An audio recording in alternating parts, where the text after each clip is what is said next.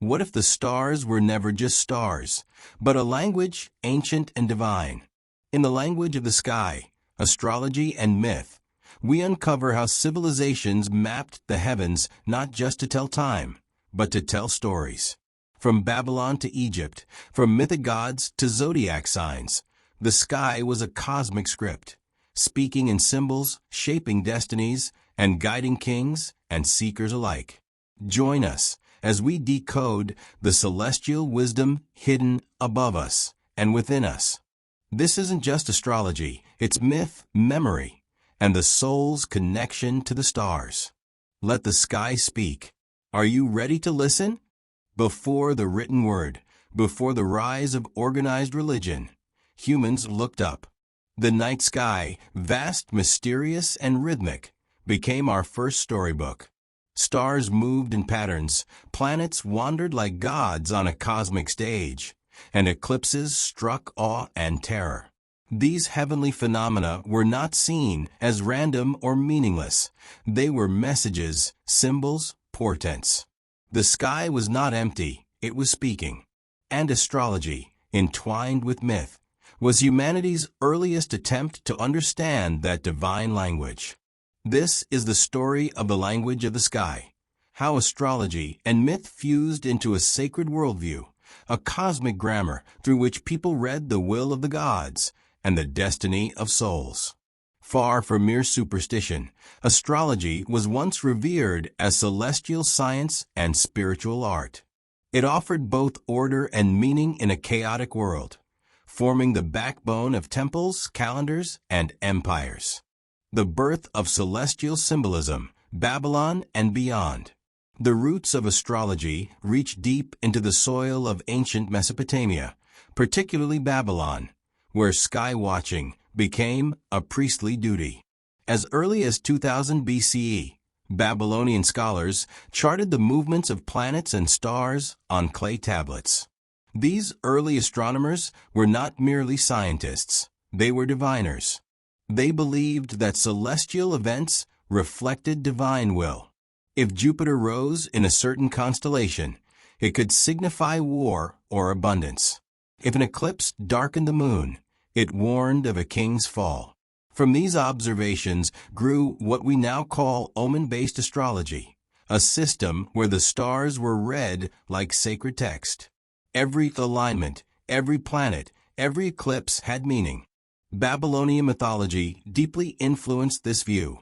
Marduk, the chief god, was said to have ordered the cosmos, placing stars in constellations and assigning them roles.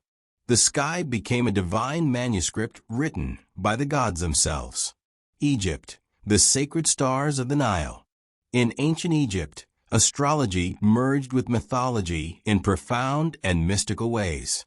The Egyptians associated stars with gods, particularly those connected to death and the afterlife. The star Sirius, known as Sopdet, was especially sacred. It heralded the annual flooding of the Nile and was linked to the goddess Isis. This was not coincidence, but cosmic design. Egyptian temples were aligned with celestial events, and tombs were adorned with star maps. Pharaohs were believed to ascend to the heavens and become stars themselves. The zodiac, borrowed later by the Greeks, had precursors in Egyptian symbolism, such as the dendera zodiac, an elaborate celestial chart etched into temple stone. In Egypt, the sky was not just a place, it was a being. Nut, the sky goddess, arched over the earth, swallowing the sun each evening and birthing it anew each morning. Astrology in Egypt was the practice of reading the body of Nut, interpreting her divine rhythms. Greece and Rome, from myth to mechanics. It was the Greeks who began to formalize astrology into the system many recognize today. Zodiac signs, planetary rulers, houses, and aspects. But they did not create this system from scratch. They inherited Babylonian star lore, fused it with Egyptian cosmology, and added their own philosophical rigor. For the Greeks, myth and astrology were two sides of the same coin. The gods of Olympus were not only characters in stories, They were the planets. Zeus became Jupiter, the king of the sky. Aphrodite became Venus, the goddess of love and beauty. Ares, Mars, god of war. Each planet, in its course through the zodiac, expressed the archetypal powers of these divine beings. Plato and Pythagoras believed the heavens operated according to divine mathematics, what Pythagoras called the music of the spheres. Astrology was thus both mythological and metaphysical, the study of how divine principles shaped human lives. The birth chart became a sacred map, a cosmic fingerprint. India, the Vedic vision of the stars.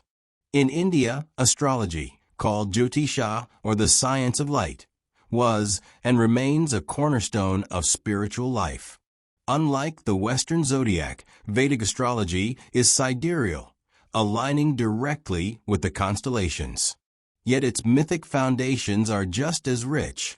The Navagrahas, 9 planets, in Hindu tradition are not just celestial bodies. They are deities with complex personalities, karmic functions, and mythic stories. For example, Shani, Saturn, is the god of discipline, time, and karma, often feared but ultimately fair. Rahu and Ketu, the lunar nodes, are considered shadowy demons responsible for eclipses, based on a myth of cosmic deception and divine retribution. Astrology in India is intimately tied to karma and dharma. One's birth chart is not simply a map of fate, but a mirror of one's past actions and spiritual path. To read the stars is to read the soul's journey across lifetimes. Astrology as mythic mirror. At its core, astrology functions as a mythic mirror. It doesn't just predict, it reflects. The chart of the sky at the moment of your birth is seen as a cosmic snapshot, a symbolic story that reveals your temperament, your trials, your destiny. This story is not fixed, but archetypal. Carl Jung understood this. He saw astrology as a symbolic system that echoed the structure of the psyche. The planets were archetypes. The zodiac signs were masks worn by the self. Astrology and myth, to Jung, were languages of the soul, ways to express inner truths in symbolic form. Just as myths explain universal themes, creation, love, war, betrayal, transformation, so too does astrology. A Mars-Pluto conjunction might echo the myth of Hades abducting Persephone. A Venus-Neptune aspect might mirror the story of Aphrodite and the sea. These aren't mere coincidences, they're symbolic resonances. A silence in the sky. For thousands of years, humanity looked up and listened. The sky was not mute. Its shimmering constellations, wandering planets, and shifting phases were seen not just as physical phenomena, but as divine utterances encoded in light and motion. The stars told stories. The planets revealed patterns. Eclipses were warnings, comets, omens, the rising of Sirius, a sacred sign. But today, for most of us, the sky is silent. We know more about the physical universe than ever before, distances, temperatures, chemical compositions. But we no longer ask what the sky means. We study the stars, but we've forgotten how to read them. And perhaps more importantly, we've forgotten why our ancestors did. This is not an argument for superstition or for abandoning science. It's a call to recover a forgotten dimension of our relationship with the cosmos, the symbolic, the mythic, the sacred. It's an invitation to relearn the ancient language of the sky. Once upon a time, the sky spoke. In the ancient world, there was no divide between astronomy and astrology, science and spirituality. To look at the stars was to engage in sacred dialogue. From the deserts of Mesopotamia to the temples of Egypt, from the ziggurats of the Sumerians to the Vedic fire altars of India, priests and sages studied the sky not just to predict seasonal changes, but to discern cosmic truths. The stars were teachers. The planets were gods in motion. The moon's phases were cycles of time and transformation, and every shift in the heavens was believed to echo events on Earth, not as cause and effect in a mechanical sense, but as symbolic synchrony. This was the idea behind the famous Hermetic maxim, as above, so below, as within, so without. To read the sky was to understand the rhythm of life itself. Myth and meaning, the sky as story. Astrology did not arise in a vacuum.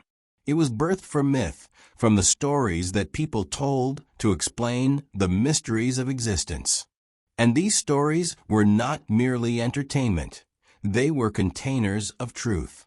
In every culture, celestial mythology emerged alongside cosmology. The Greeks, for instance, populated the sky with their pantheon. Zeus became Jupiter, the king of the heavens. Mars was Ares, the god of war. Venus was Aphrodite, goddess of beauty and desire. These were not arbitrary associations. They were archetypal insights encoded into celestial motion. A conjunction of Mars and Venus was not just astronomy, it was myth in motion. In Egypt, the heliacal rising of Sirius marked the new year and the flooding of the Nile, and was associated with the goddess Isis, the divine mother, mourning and resurrecting her slain husband Osiris. In India, the planets were deities themselves, each with their own mythology, karma, and spiritual function. Astrology was, in every case, mythologized cosmology. The stars were not just lights, they were language. The birth chart, a cosmic fingerprint. One of the most profound expressions of this language was the natal chart, the map of the heavens at the moment of a person's birth. To ancient astrologers, this chart was more than a tool of prediction. It was a symbolic mirror of the soul's purpose, challenges, gifts, and spiritual trajectory. Each planet represented an aspect of the psyche, inner drives, fears, desires, and destinies. Each zodiac sign expressed a particular quality of energy. Each house of the chart revealed an area of life where these forces played out. The birth chart wasn't fate, it was a story. And like all great stories, it offered possibilities, not guarantees. In many traditions, the act of casting and interpreting a natal chart was considered sacred. In India, Jyotisha, the science of light, was one of the 6 limbs of the Vedas, foundational to spiritual practice. In the Hellenistic world, astrologers were philosophers and healers, not mere fortune tellers. The fall, from sacred to superstition. So what happened? How did we lose this language? The decline of astrology's sacred status is a long and complex story, involving religious suppression, intellectual shifts, and cultural forgetting. As monotheistic religions rose, many began to view astrology with suspicion. The idea that stars could influence fate seemed to compete with divine will. Though astrology survived in Christian monasteries and Islamic observatories, it became increasingly marginalized. Then came the Enlightenment. With the rise of rationalism and empirical science, astrology was declared irrational, unprovable, and obsolete. The heavens were now understood as mechanical, not meaningful. The soul was excluded from the cosmos. Myth was downgraded to fantasy. And astrology, once a pillar of spiritual knowledge, was relegated to the back pages of newspapers. We began to look at the sky through a telescope, but we stopped seeing ourselves in it. The cost of forgetting. This loss is not just about astrology. It reflects a deeper rupture, the severing of our connection to symbolic meaning. When we stripped the sky of its story, we also stripped ourselves of our context. We became isolated observers in a cold, indifferent universe. We replaced the sacred with the measurable, the mysterious with the mechanical. And while this shift brought many advances, it also brought disorientation. We gained information, but lost orientation. we began to suffer what philosopher Charles Taylor calls the buffered self, a modern identity sealed off from the cosmos, cut off from transcendent meaning. Depression, anxiety, and spiritual hunger surged. In a universe of facts, we forgot how to ask questions of purpose. Relearning the language of the sky is not about reverting to pre-scientific beliefs. It's about recovering the symbolic imagination, rediscovering that the world is not mute, that the stars still whisper if we know how to listen. Jung, archetypes, and the inner cosmos. One modern thinker who took astrology seriously was Carl Jung. Jung saw astrology not as predictive magic, but as symbolic psychology.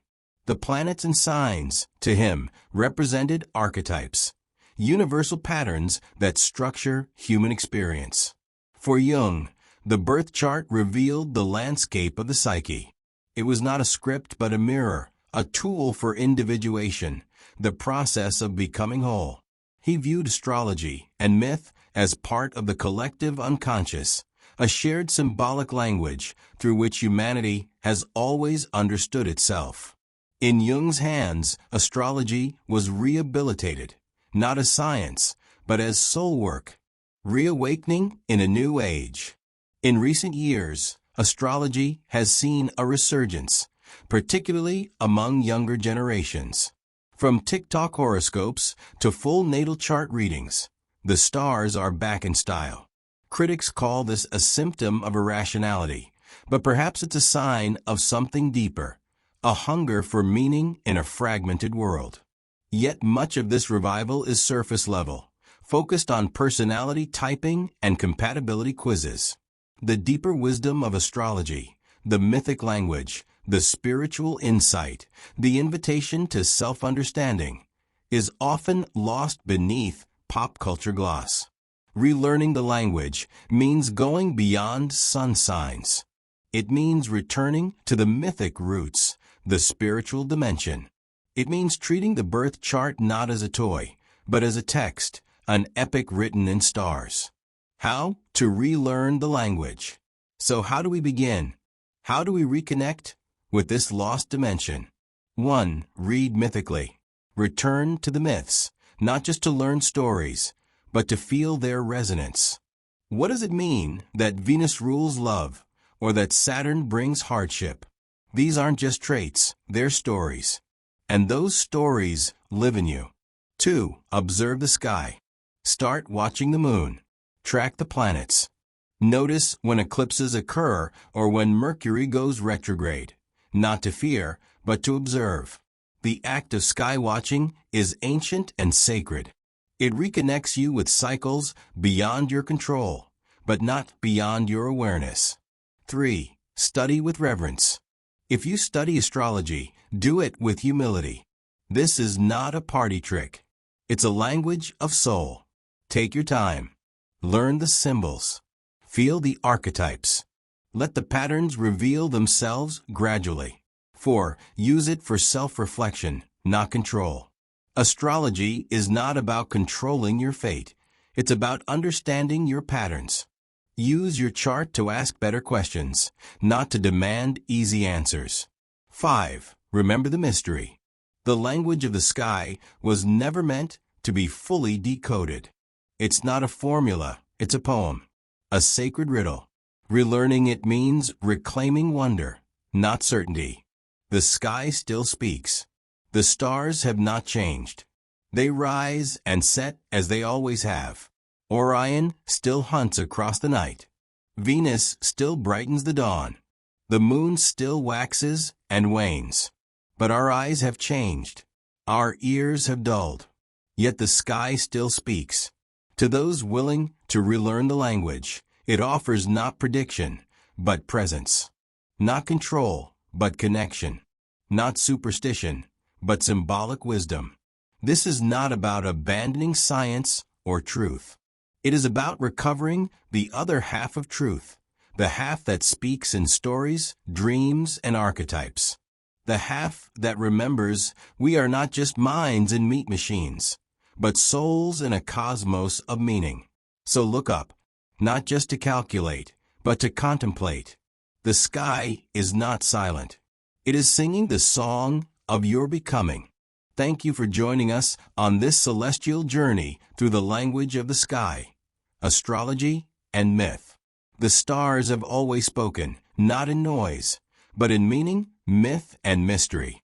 What we call astrology today was once sacred science, storytelling, and spiritual guidance. As above, so below, the heavens mirror the soul. If this journey stirred something within you, don't forget to like, share, and subscribe for more hidden wisdom and ancient truths. Keep looking up, not just for answers, but for inspiration. Until next time, may the stars illuminate your path and the myths awaken your spirit.